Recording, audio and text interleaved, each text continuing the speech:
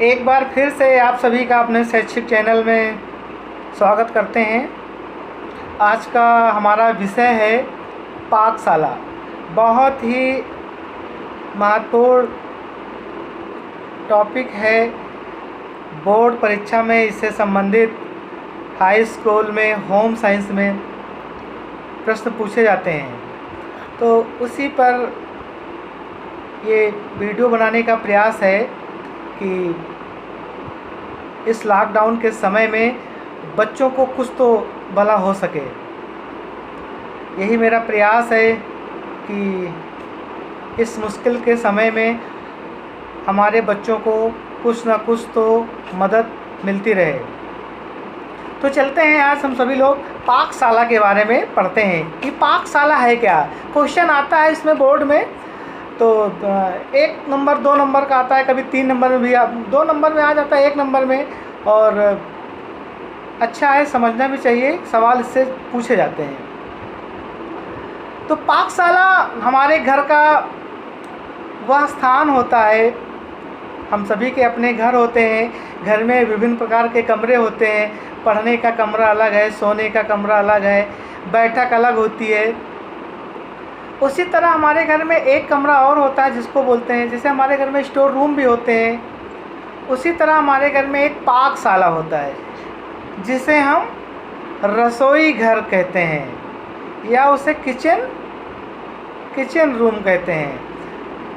हमारे घर का वह स्थान या वह कमरा जहाँ पे भोजन को पकाने का कार्य किया जाता है उसे हम पाकशाला कहते हैं। एकदम सिंपल शब्दों में लिखना है कि हमारे घर में वह कमरा या वह स्थान जहाँ पर हम भोजन को पकाते हैं उसे हम पाकशाला कहते हैं।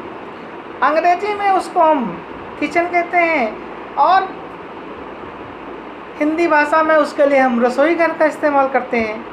लिखने के लिए अगर आए तो आप लोग ऐसा भी लिख सकते हैं कि पाकशाला अंग्रेजी भाषा के किचन शब्द का हिंदी रूपांतर है, जिसे रसोई घर के नाम से भी जाना जाता है। हमेशा घर बनाते समय इस बात का ध्यान रखना चाहिए कि रसोई घर हमारे घर में वहाँ होना चाहिए जहाँ से रसोई घर में कुछ प्रकाश और वहाँ के जो धुआं वगैरह है वो बाहर निकल सके। और साथ में रसोई घर का कमरा जो हमारी घर की गृहिणी होती हैं, हमारे जो माएँ होती हैं, उनके कमरे से सटा होना चाहिए। वो इसलिए क्योंकि वो माँ अपने रसोई घर में काम भी करती रहेंगी और वहाँ रसोई घर से काम करते करते अपने छोटे छोटे नौनिहालों को, अपने छोटे छोटे बच्चों को वहाँ से वो देखभाल भी कर सकती हैं। इसीलिए ऐसा माना जाता है कि रसोई घर या पाकशाला जो हमारे घर की गृहिणी हैं उनके कमरे से सटा होना चाहिए या उनके कमरे के पास में होना चाहिए या ऐसे स्थान पर होना चाहिए जहाँ पर वो माँ अपने रसोई में काम करते हुए अपने बच्चों की भी देखभाल रख सके। अब ये देखना है, जो रसोई घर होते हैं वो 2 तरह के होते हैं। कभी कभी इसमें क्वेश्चन पूछता है कि रसोई घर कितने प्रकार के होते हैं।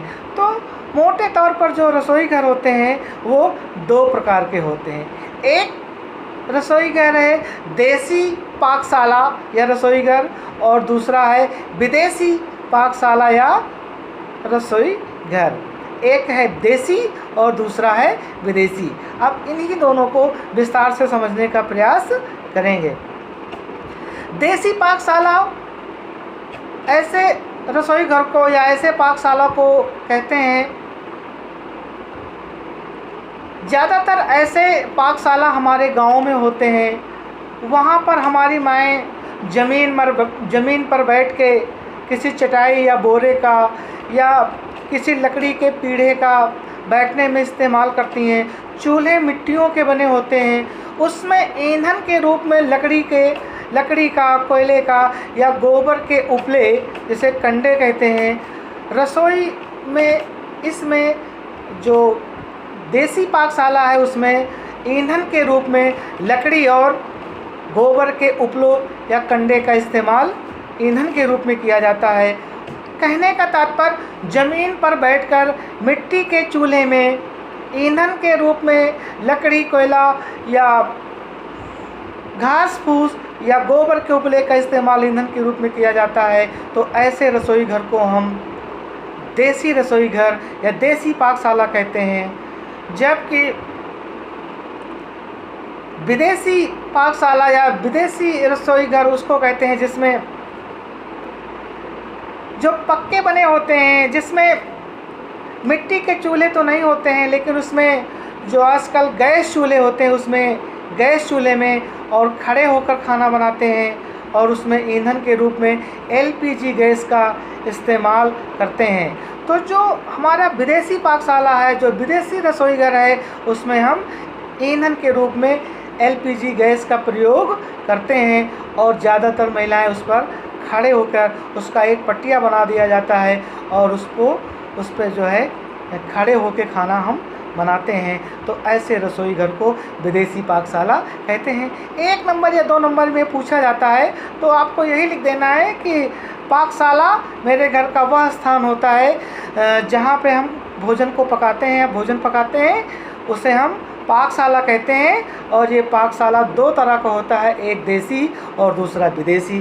देसी वाले में हम ज़मीन पर बैठ के मिट्टी के चूल्हे में खाना बनाते हैं और ईंधन के रूप में लकड़ी और गोबर के उपले का प्रयोग करते हैं। जबकि विदेशी वाले में हम खड़े होकर खाना बनाते हैं और उसमें ईंधन के रूप में हम गैस चूल्हे में खाना बनाते हैं और ईंधन के रूप में उसमें हम एलपीजी गैस का इस्तेमाल करते हैं। बस छोटा सा वीडियो, बस इस वीडियो में इतना ही।